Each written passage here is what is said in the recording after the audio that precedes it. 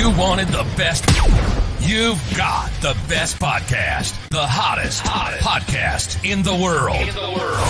The Chris Voss Show, the preeminent podcast with guests so smart you may experience serious brain bleed. The CEOs, authors, thought leaders, visionaries, and motivators.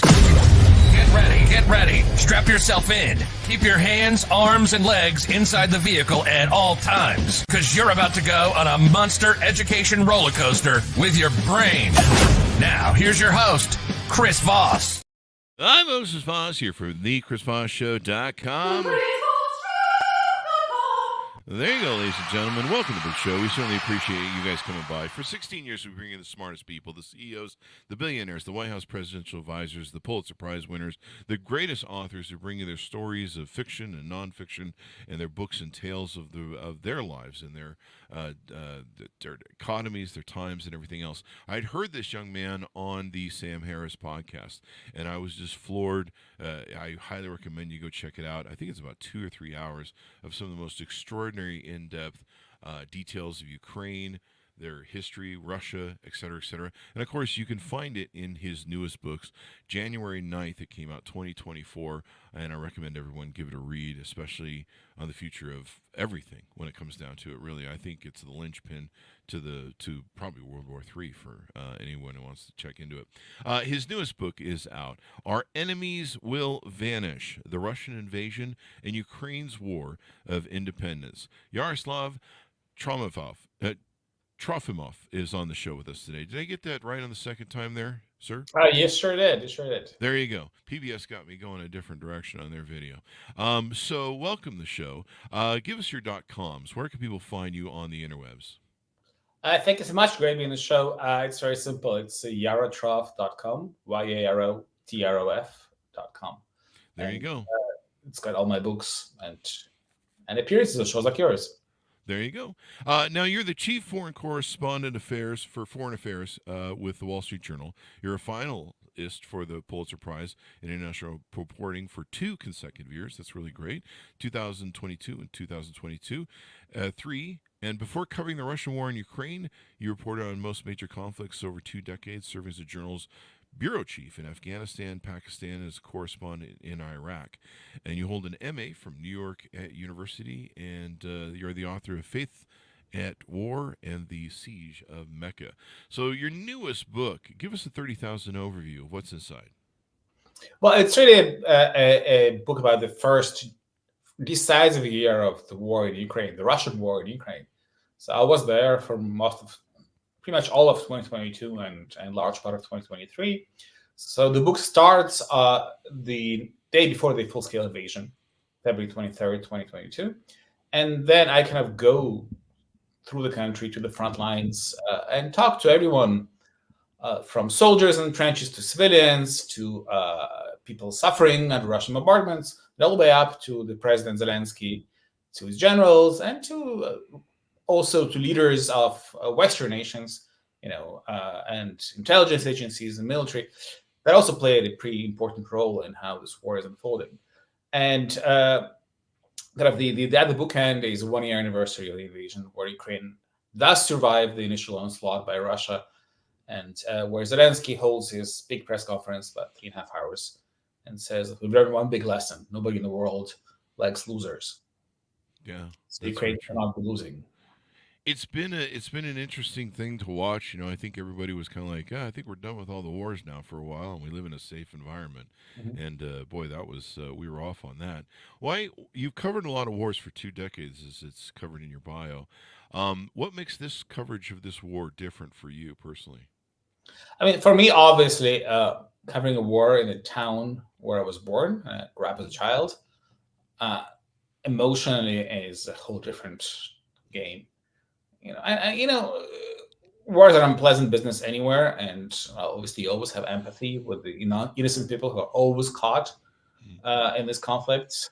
But in Ukraine, just walking the streets where every bit of geography had memories of my childhood, every building, had associations from what I was doing as a teenager or as a child, felt like an insult.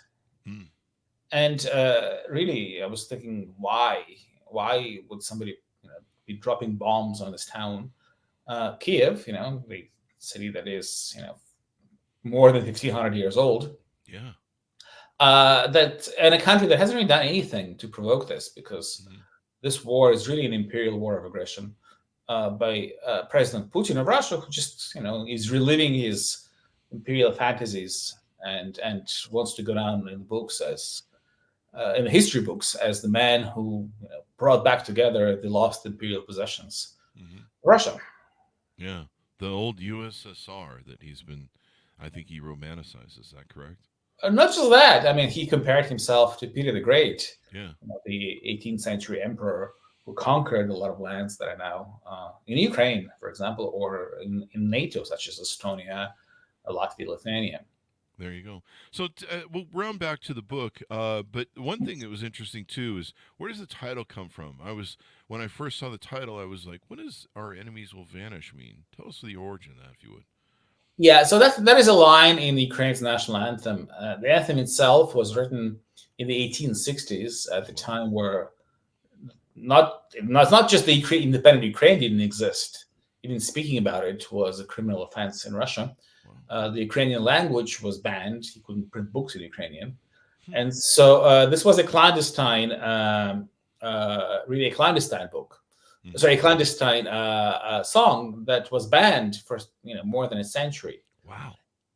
And the line goes, "Our enemies will vanish like dew at sunrise," which is a very romantic way for the enemies to vanish. And it's not a bloodbath and not some sort of martial music to it. It's just an expectation of Ukrainians that they want to be left alone. And I think this is what the war is about. Ukrainians just want to be left alone, to live the way they choose and not be told by Russia what language to speak, where to go on vacation, with whom to trade, and which books to read. And that's really as basic as that. Yeah. The same sort of thing that started our country, the USA. People want freedom. They want to live their life the way they want, without tyranny and domination. And although I don't know, some in America seem to think that's a great idea these days. But we'll see. Hopefully, we have better angels that will prevail in 2024. And democracy will continue. But Ukraine, this is the spirit of this is the human spirit, really, when it comes down to it. And I think, when the founders wrote our Constitution, they acknowledged it with certain lines that spoke to the human nature, the human condition of wanting to be free, wanting to be to have enough freedom to be able to do whatever they wanted. And that's really important. Tell us a little bit about your journey and your history. Feel free to touch on some of the books. How you were raised in Ukraine, I guess, and born there. Tell us about your upbringing and what shaped you into becoming a news journalist and finding that important, and why it is that motivates you to chase these wars around. I mean, it's dangerous business around the world. It's certainly dangerous business. So I was born in Ukraine. But when I was only 6 years old, my parents went to Madagascar in Africa. My dad was a professor of statistics at the university. And so I kind of grew up partially in French-speaking Africa, which was very eye-opening and kind of gave me a whole new life experience. And then we went back to Ukraine, and then my parents ended up in New York. And I started covering conflicts around the world, at the end of last century, actually. And I was in Rome, working for the Wall Street Journal as Italy correspondent, covering fashion and beautiful things, and and the Vatican War of Fashions. Exactly, on 9/11, and because I spoke some Arabic, I got on the plane that evening and flew to Egypt and then the Gulf, and then was sort of covering what was known at the time as the global war on terror. So the invasion of Iraq, and then Afghanistan. First Afghanistan, then Iraq. And I spent a lot of time in Baghdad, and then in Kabul, and Saudi Arabia. So I wrote the book about the siege of Mecca, 1979, which was really a pivotal moment in the history of the Muslim world, where 100,000 hostages were taken in the Grand Mosque in Mecca by the Islamist extremists that kind of were the precursors of today's Islamic State, ISIS. Hmm.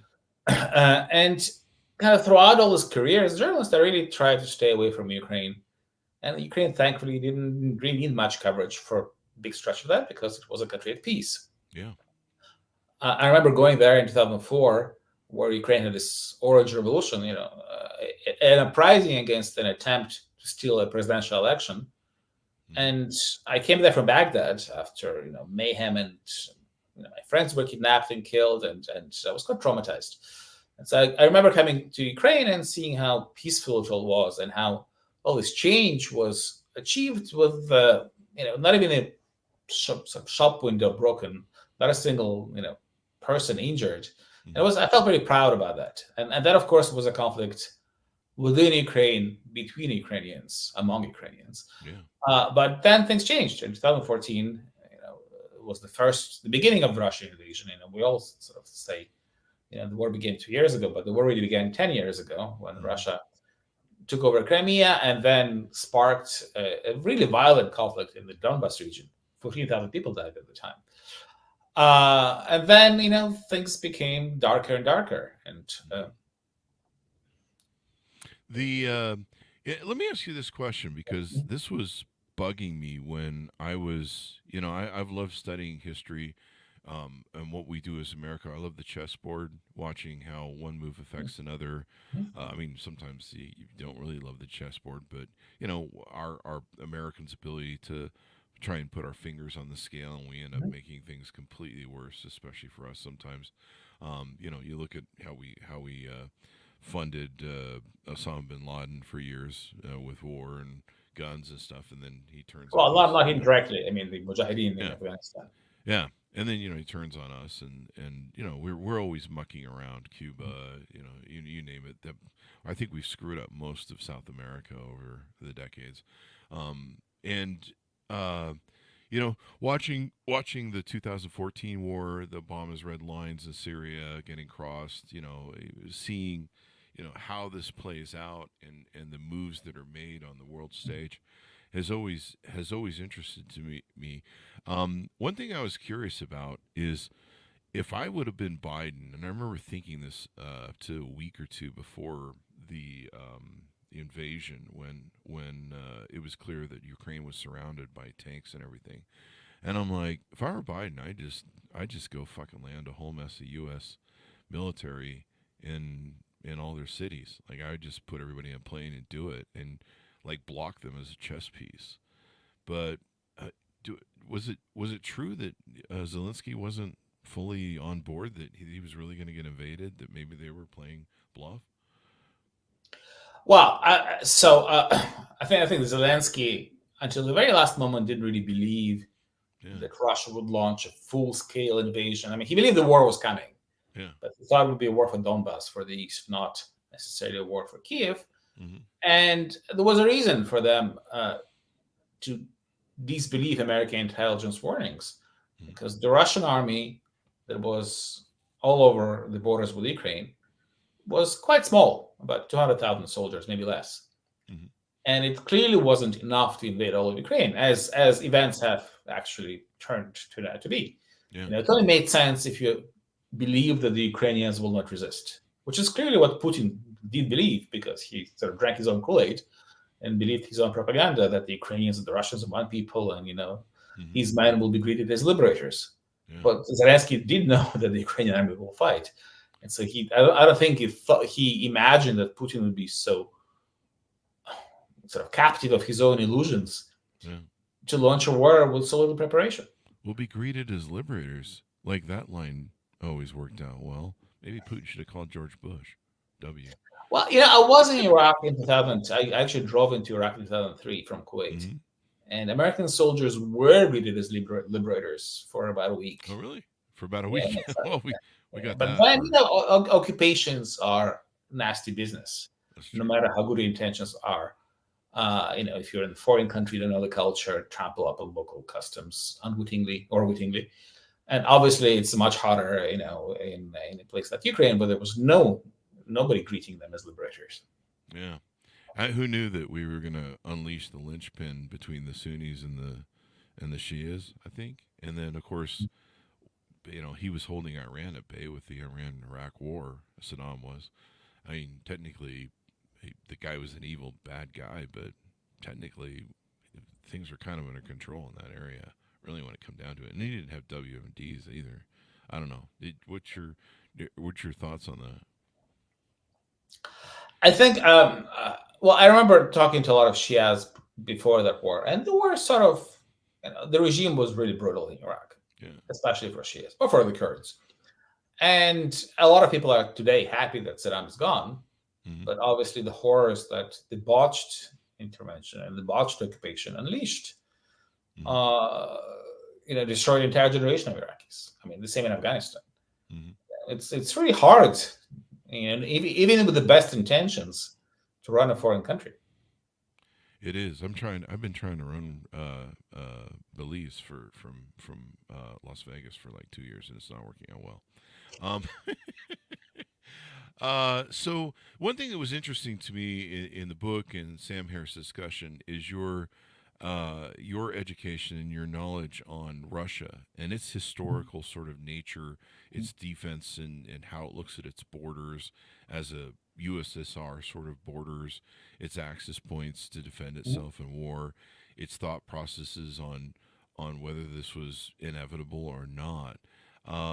If you want to speak to some of that or tease some of that out in the book, I'd love to hear it, because that really, I think more people need to hear that and read your book, because so they can understand the Ukraine war, and they can understand that once that domino falls, if it falls, it really becomes a Nazi sort of, Moldova and other countries can easily just fall, and it can become a domino effect, much like you saw with the Nazis. Well, I would go more in Moldova. I think I was just in Estonia, and I spoke to people in Poland, and in all these countries there is this dread that in a year or two, if Ukraine is allowed to collapse because of the cutoff in American funding, war will come there. Young people are talking about, shall we buy a house in Spain instead of to have somewhere to flee?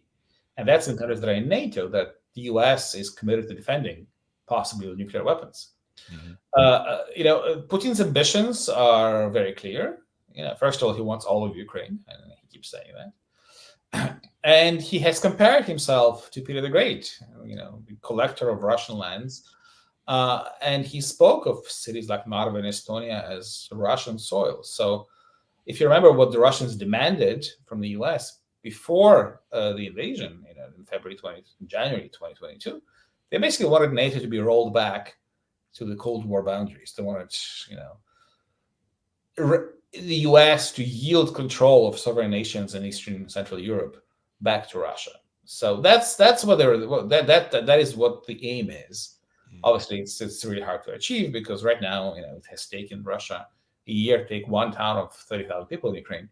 But if left unchecked, and if Russia manages to gobble up Ukraine and use its resources, its men, and its industries to beef up its war machine, the rest of Europe very rightfully senses that it's in danger.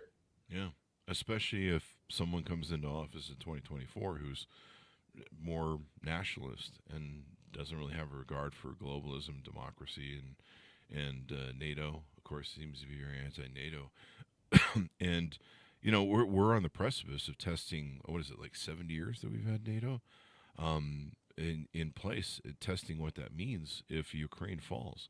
Like it's an important strategic point, and the amount of I'm not sure if it was you or someone else, but someone said our defense budget is for Ukraine that we've spent is maybe 1% of our whole national revenue or income or whatever the hell it is. It's a very small amount, and it hasn't cost us.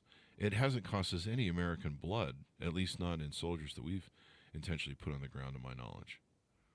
Yeah, absolutely. It's let's look at the facts. About half of Russia's military stockpile, its tanks, armored personnel carriers, artillery pieces have been destroyed in this war at a cost of a fraction of the American defense budget, as you mentioned, and also the European ones, because the Europeans pay about half of the overall foreign military aid, and zero lives lost on the part of the U.S. military or other allied militaries. All the fighting, all the dying is done by Ukrainians and by a small number of foreign volunteers, including Americans, who come there to fight on their own volition because they empathize so much with the Ukrainian cause, and they're horrified by the atrocities that Russia has committed.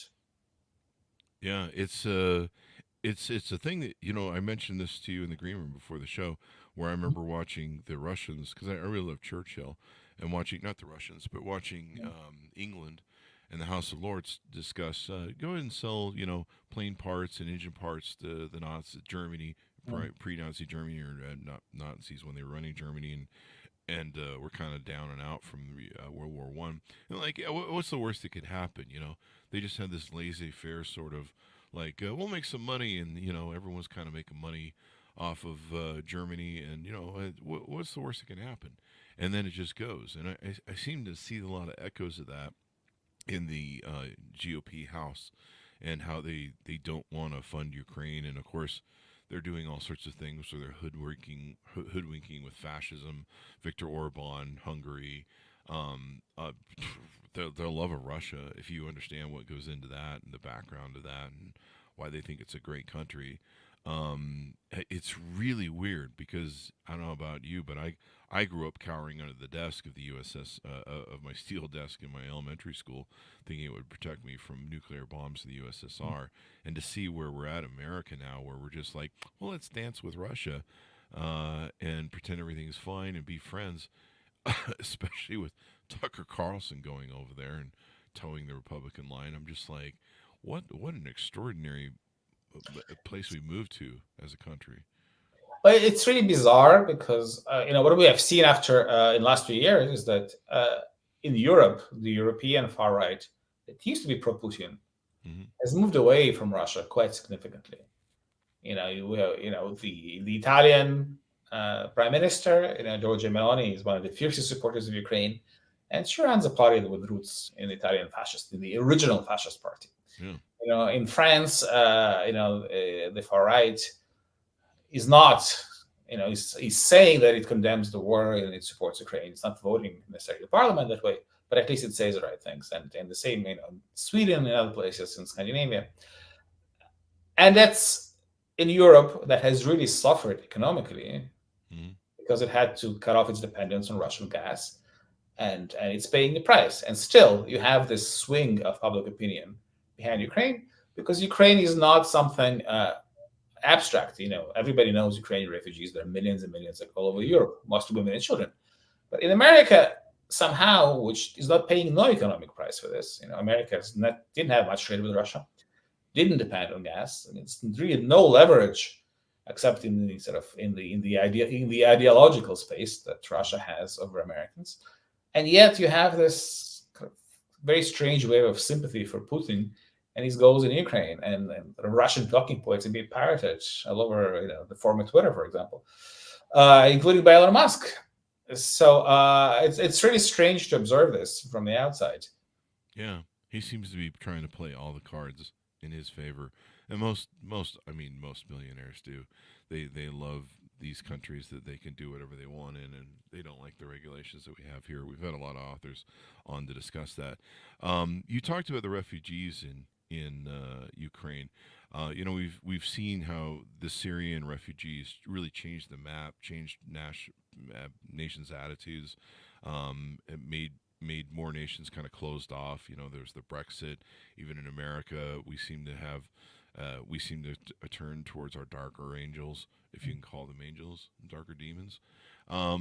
And with you, and those people don't appear to ever be going back to Syria, especially because what's his face is still in power. But is there a way that let's just work from a perfect sort of the good beats evil. If Ukraine was or Russia was ever to back off, or maybe they'd have to settle on what they've grabbed so far, or maybe they would settle with whatever they had in 2014. If somehow this ended positively in some manner for Ukrainians to still have their freedom in their country, do you see those people coming back, those refugees, or after 2 years and maybe still under the threat of Russia, people are just going to go, fuck it, we're just going to adopt a new country and move on? Or is there enough love of their country to come back? I think it's very different from the Syrian refugee wave. And there is one reason for that. Man of military age, which is defined as a man until the age of 60, cannot leave Ukraine normally. And so the vast majority of these refugees are women, children, and the elderly. So they all have their loved ones back in Ukraine. Yeah.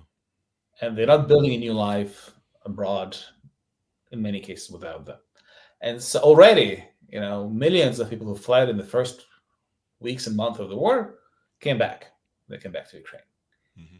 It's not hard. It's not far. And the dangers are there, but, people have learned to live under this, occasional missile strikes and drone strikes.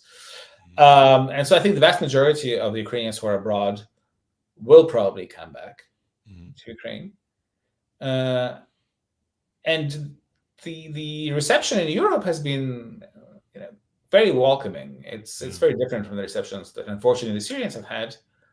But also it's because, Ukrainians were not something new. I mean, even before the war, 2 million Ukrainians worked in Poland, and the border was open. Ukrainians didn't need a visa to go to Europe, and it was just something normal for them to be in Germany, France, or Poland. Definitely, and you mentioned that the Ukrainian war, as a proxy war for the U.S., technically, I guess, or a proxy draining of the Russian inventory, has done just extraordinary things for this. It's exposed, we've had so many different military leaders who've written books on the show, people who've, run the aircraft carriers and different things on the show, major admirals. The exposing that they have done, and I think this has put China on its heels a little bit too, is the exposing that the Russian military was so corrupt, was so, the kleptocracy that Putin is, and how, there's just corruption and everything, and stealing of money that probably was never going to the military by the heads of the military and stuff, has just exposed all of that. I think a third of the ships in Russia's military, in fact, some of their most favored pieces, have been sunk. In the Black Sea Fleet, yeah. Mm-hmm. Yeah, and I think the Black Sea Fleet, I just recently saw, has had to move back, hasn't it? Giving the ship. Well, they have to move ships from the Crimean Peninsula to Novorossiysk, further away. Yeah, I think in March they took out 2 ships, or maybe it's in the first quarter of 2024. I don't know. There was a point where there was a ship every few days. Yeah, I mean, it's a lot of ships. Yeah. We recently had the gentleman, George Takak, who put out Cold War 2.0, Artificial Intelligence, the New Battle Between China, Russia, and America. And one of the most amazing things is seeing the Ukrainians be so innovative and inventive. I mean, they've literally changed the face of war to just drones that you can buy off a shelf. I recently saw this thing where they're mounting the bombs to, like, mobile. The Russians have figured out the drone thing, and so now they've got, like, basically ground activated 4-wheel drones that will roll up to places.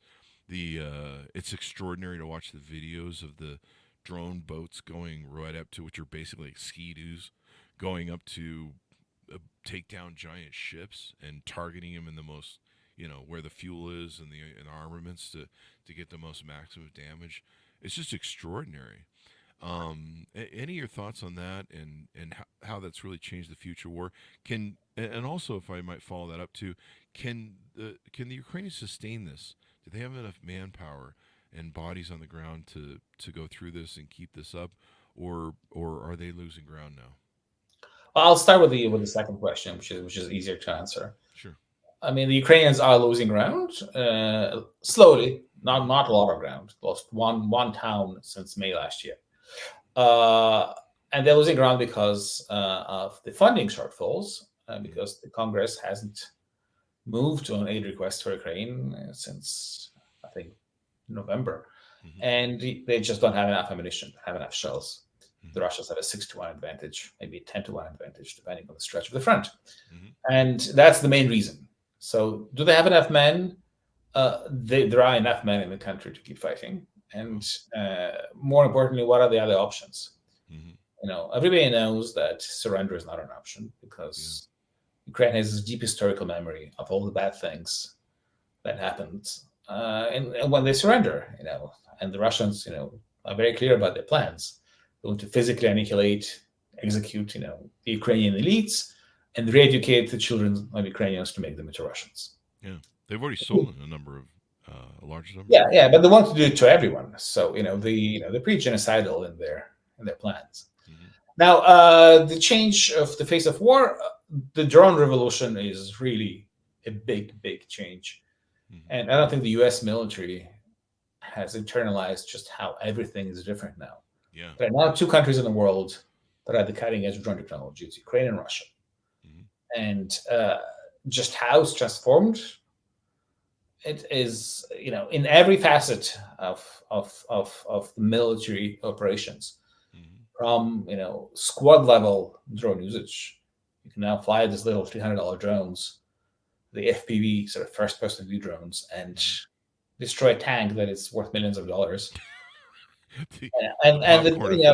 For 1/10 of the price of one shell, that is nowhere near as accurate. Mm-hmm. And then just last few days, the Ukrainians flew a drone more than 1,000 miles away to the outer reaches of Russia to hit oil refineries and a Russian military facility assembling drones. Mm-hmm. The strike drones that target Ukraine almost every night. So soon nowhere in Russia will be safe because of the reach of these drones, which is transformational, because Ukraine is trying to achieve deterrence against Russian missile strikes using very cheap domestically produced drones. Because let's not forget that none of the weapons that the U.S. has supplied to Ukraine are allowed to be used against targets inside Russia. Do you think that that we should be giving long-range airplanes to Ukraine? I assume the fear has been that they'll use them to fly into Russia, and then we kind of enter a war or we enter a nuclear situation. Tell us what you think there. It's been extraordinary to watch some of the videos of where I think the Ukrainians fly their old Russian helicopters down the highway just barely above the traffic. Mm-hmm. I think they do that for cover. But watching some of that is just extraordinary. And, I guess Ukrainians are like, whatever, it's just a copter going by 3 feet above our heads. Tell us a little bit about that. Well, Ukraine has been pretty good at not using foreign weapons to strike Russia, because a lot of the other kind of gear, aside from the HIMARS multiple rocket launch systems that were supplied in July 2022, were given to Ukraine on condition that it won't be used against Russia. Mm-hmm. And it's not using them against Russia now. The U.S. has been reluctant to give Ukraine cruise missiles because of this fears, but the French and the British did give Ukraine cruise missiles, the Storm Shadows, which were used very efficiently to take out the ships in Crimea, but again, were not used to strike targets inside Russia. So Ukraine has kept its word in this.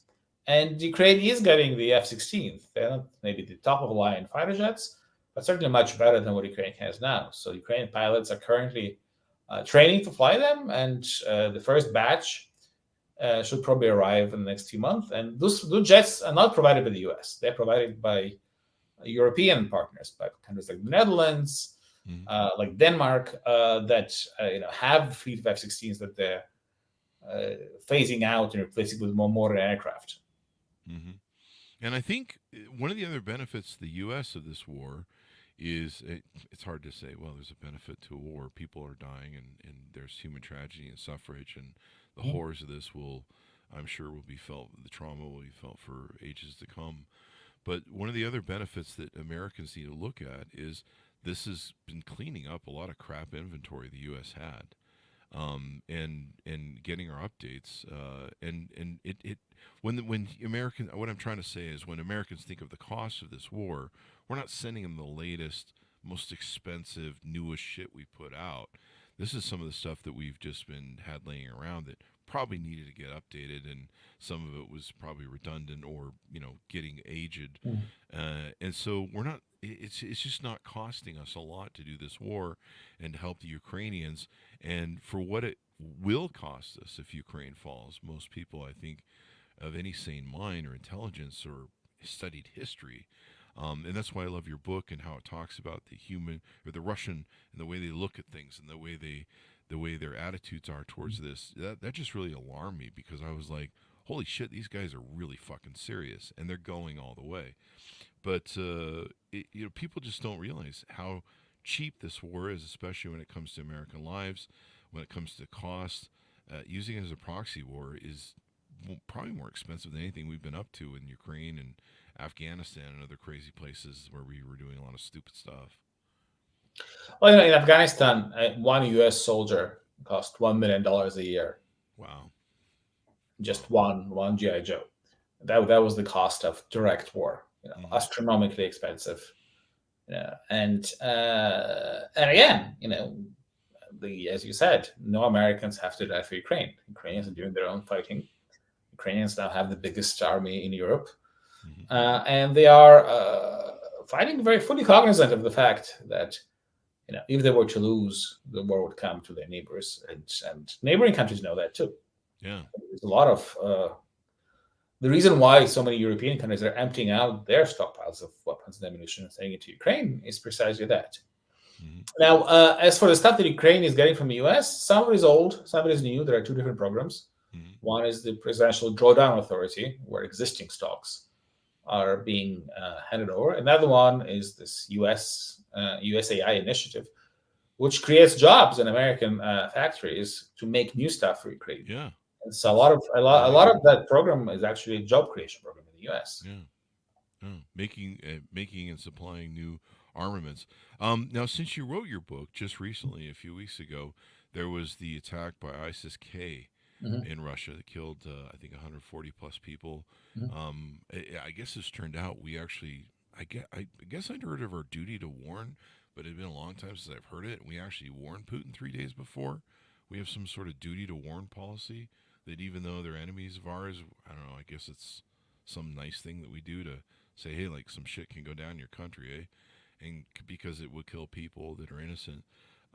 So good for us. Well, it's not probably a duty, but it was a conscious decision to do it. So how do you see, there's talk now that he's going to use that war to blame the Ukrainians. He's going to use that to pull up more conscripts and maybe pull up 100,000 to 200,000 Russian troops.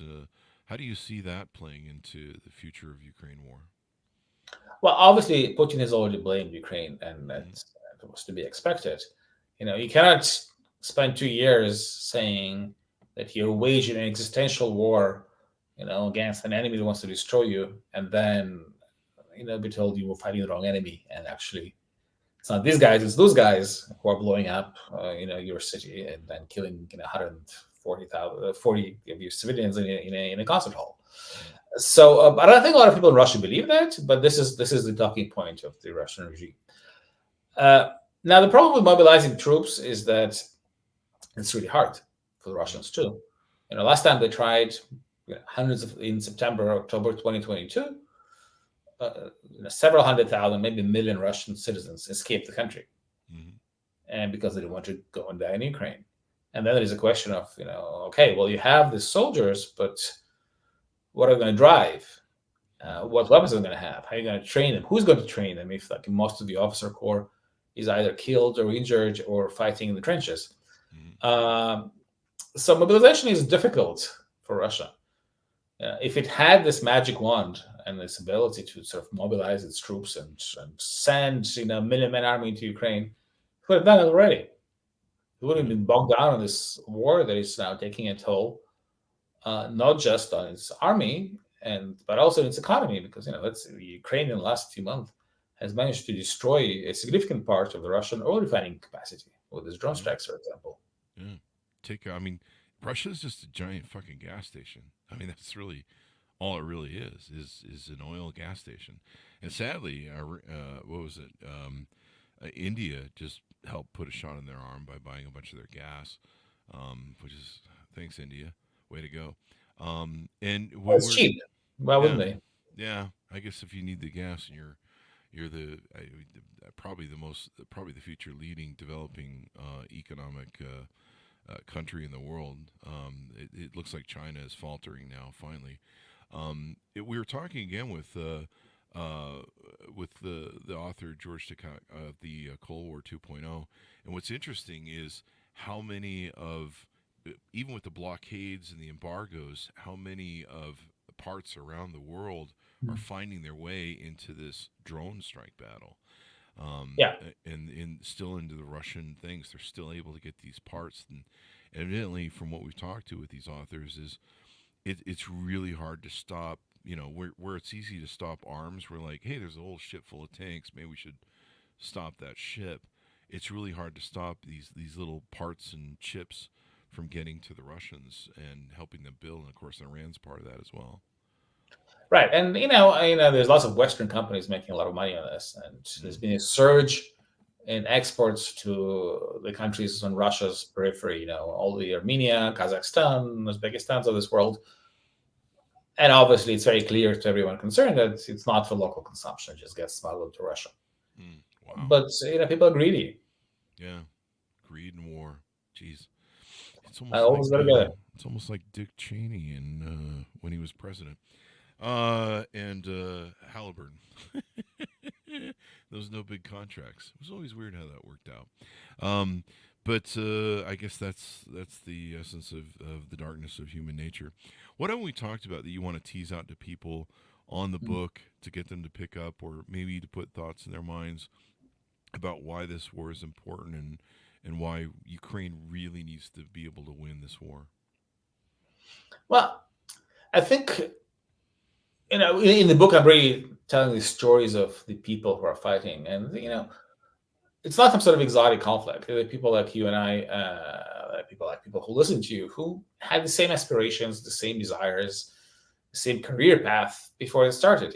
Go on vacations, some tropical country, and one of the characters used to run a dive shop in Phuket in Thailand. When the war began, he came back, became a commander, was one of the leaders of the Ukrainian forces in the siege of Mariupol, the deadliest episode of the war, when the Russians flattened this city, killed tens of thousands of people there. And then I trace his story as he's fighting, sort of the final battles. It's like 300 Spartans, refused to surrender until they were ordered to do so by Zelensky, and then taken captive by the Russians, tortured in Russian prisons.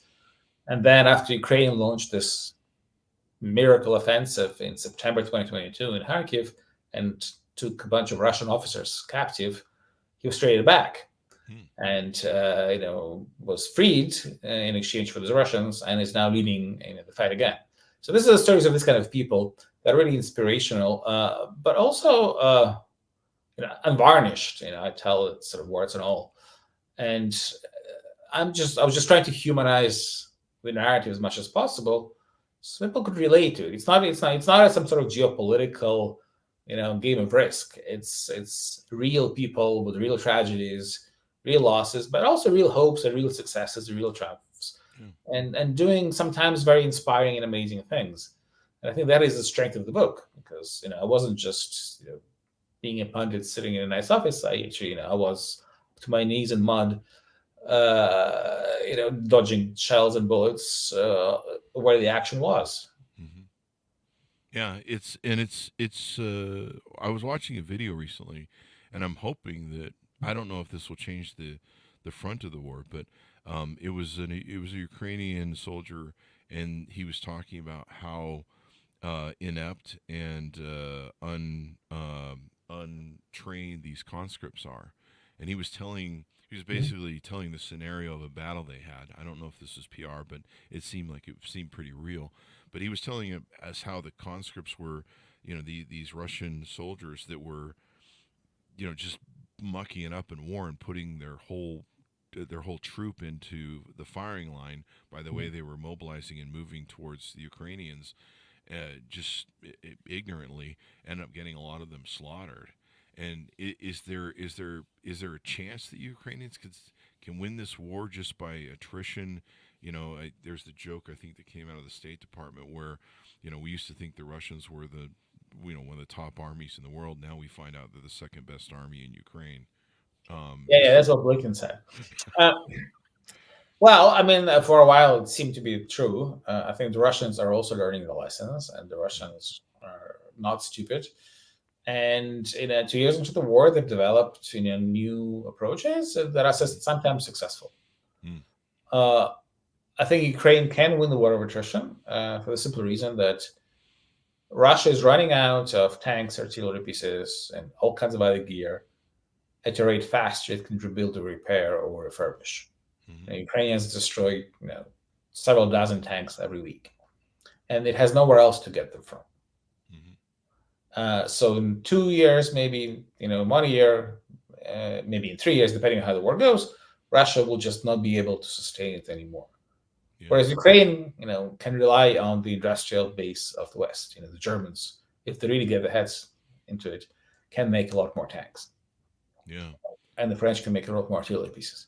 So that's where we're at. So not this year, because this year is the European industry is just starting to ramp up. But they are, and the U.S. is frozen because of the inaction by the Republicans in the House. Yeah. But if the stars align, Ukraine definitely has a chance to win this. So the EU and in Europe may be able to close the gap for providing more armaments and stuff like that. Well, they're certainly doing it now. I mean, the reason why Ukraine is in the fight right now is because of the European initiatives. The Czech Prime Minister just scoured the markets on his own initiative and found more than 1 million shells, and then got all the rest of the Europeans to put in money to buy them. So the Europeans are definitely standing in now stepping up because they know that for them, Ukraine is a direct national security issue. It's not for America. I mean, for America, Russia taking over eastern Ukraine is not a threat to the American homeland today. It is a threat to America's global standing, to its ability to influence and benefit from the rules-based international order, to benefit from the dollar, to benefit from the trade. And, the world system is stacked in America's favor, and that could be under threat. But it's not the Russians are going to march into Pittsburgh tomorrow. Yeah. But for the Europeans, there is a threat of the Russians marching into the EU and entering direct conflict in a not too distant future. And so that's why the Europeans are scared and are acting now, finally. Mm-hmm. One of the things we've talked to authors about, too, is the chip battle that went on and that goes on. And so many different products and chips and everything that makes everybody's life comfortable in the world, and especially Americans, in trying to get them to fund Ukraine, is a lot of these chips are multi-international. There's things in Germany and in parts of the EU that create the products that we like. And it's all internationally based, and if we lose Europe or key parts of Europe, that's going to affect our prices here at home. Everyone loves to complain about this year, supply chain issues, all those sort of things. We saw we were talking with an author about Europe and how much that if it were to fall could imbalance our global supply, our trade supply, unbalance the whole world because we're so dependent upon these chips and this stuff, and then the future of AI, of course, in war, et cetera, et cetera. So it's quite extraordinary to see where we're at with America's attitudes of being laissez-faire and just being like, oh, whatever.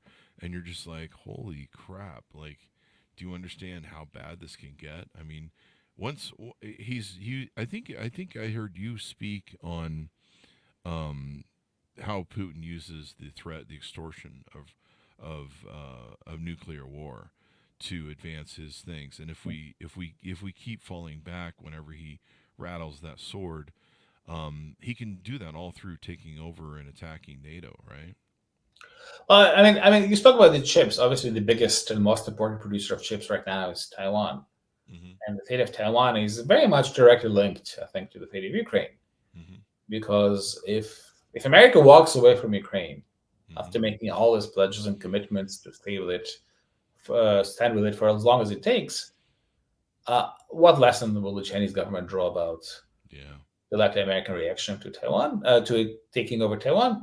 And also, more importantly, what lesson will the Taiwanese draw? And I think the lesson they will draw is that why resist? Might as well surrender to the Chinese government. Yeah. And that will have a direct impact, obviously on America standing in the world, on its ability to maintain its industrial base and trade and the dominance of the dollar, and you name it. America is the biggest beneficiary of the current international system, which is at risk. And that system was based on America's commitment to defend its allies, which is now in question. Yeah.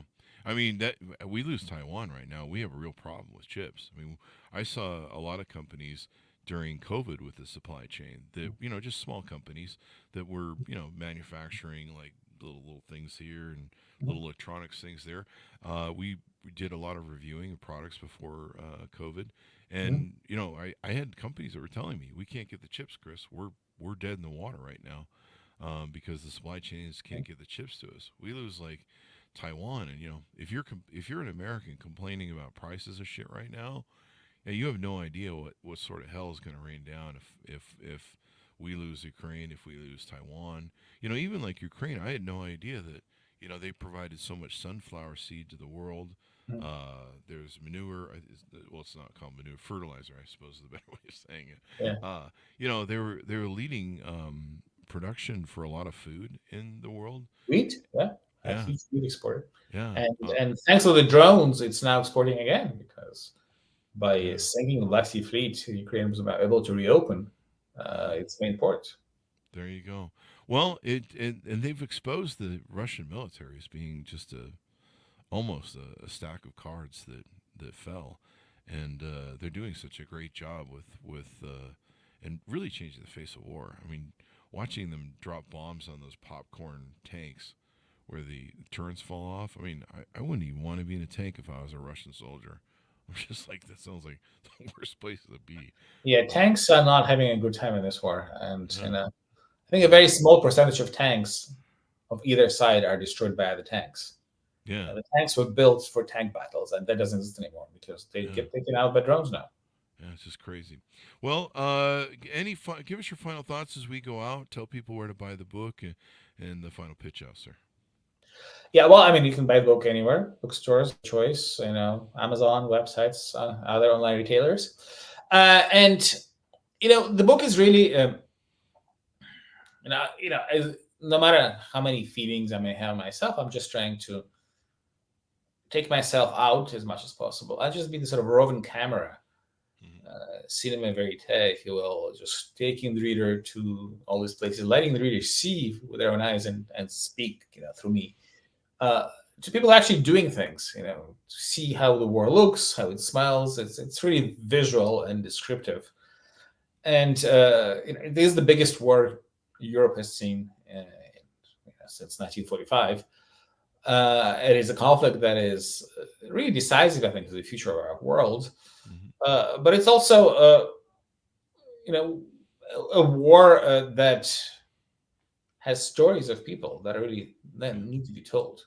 Yeah, the human element. I mean, these are families. These are human people. These are people with dreams who want to, do what we call the pursuit people of who happiness. thought until the last day that the war will never come to them because they didn't believe it could happen to them. And lots of people in the world right now think it can never happen, but it can. Yeah, and the human toll is extraordinary, and not to minimize it in any way, shape, or form, but the beauty of Ukraine and its centuries-old buildings and architecture, and seeing Russia just basically do the Syrian sort of thing of just leveling cities and destroying everything. And of course, as you mentioned prior in the show, they just want to do a genocide too, where they just want to wipe basically Ukraine off the map and make it Russia, and probably put people into Uyghur type camps that they do in China, to re-educate them. We can't let this happen, and it's just so important. So I hope everyone reads your book. I hope everyone gets it. Have you thought about mailing it to all the GOP members in the House? Well, we have giving it to quite a few, not just GOP. There you go. I think every Senate committee chair and ranking member has got it. Good. Got a Send few it to now. Kevin Johnson. Send him an autographed copy. So, put a Bible on the cover, and maybe he'll read it. Encase it. So thank you very much for coming to the show. We really appreciate it. So chemistry.com's wherever you want people to find you on the interwebs and follow you on social media. Yarotrof.com. There you go. Thank you very much, sir, for coming on the show. Thanks, Veronis, for tuning in. Order the book wherever fine books are sold. Stay out of his alleyway bookstores because they're dangerous. I got mugged in one. His book is entitled Our Enemies Will Vanish, The Russian Invasion and Ukraine's War on Independence, out January 9th, 2024, and I'm hoping the next time we have him on, we get to talk about Ukraine winning this war, or at least something to just stop the advance of Russia that works good for the Ukrainians. Thanks, Veronis, for tuning in. Be good to each other. Stay safe, and we'll see you guys next time.